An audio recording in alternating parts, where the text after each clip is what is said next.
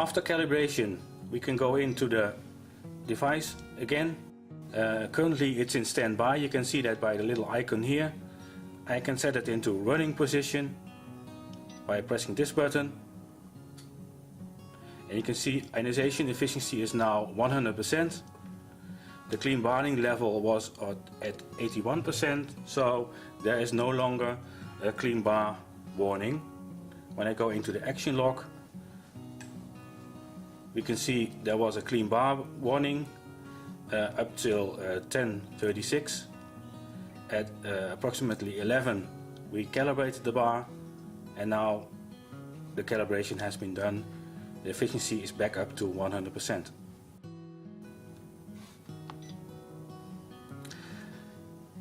Further, if we want to set up the whole system, we will have to set some other parameters. So I will go back into the settings. The first one you will have to set up is the operation mode. When it comes from the factory, it is in fixed mode. You will have to change it if you have a sensor in the system to closed loop feedback, which is this last button. On the next page, you will have the web voltage peak. It will show it now when there is a sensor attached.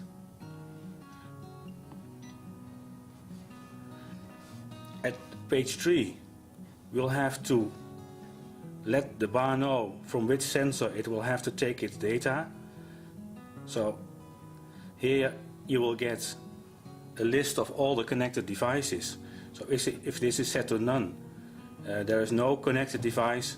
In this case it has been set to IQ Easy Sensor.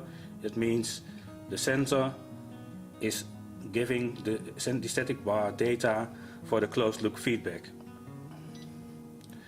When you have chosen the paired sensor, immediately you will see how many measuring segments the sensor will have. In this case it has one segment, and it has also, this segment is also enabled, so it means it is using this segment for measuring the data and correcting the endostatic bar. If you have a sensor with more than one segment, you will have to choose which segments you want to be active during a production run, because it can happen that if you have 4 sensors and you are running a smaller material, that only 2 sensors are measuring data on the web. In this case you'll have to go into this menu and select the segments that are actually measuring the web and make them active. So once we have set up these parameters, in principle the static bar is ready to run. We go back to the main menu and check. Okay, now it's blue, it is running, the static charge is running, and the sensor is running. So before we start the whole demonstration, we'll also check the settings on the charging equipment. For instance, if I want my web to be charged up to 12 kilovolts, I can go into the CM Tiny. Oh, it's actually already set to 12 kilovolts. If I want to change this, for instance, to 11 kilovolts, I'll have to go, now I'm in information mode, I have to go to the settings mode again, change the set point.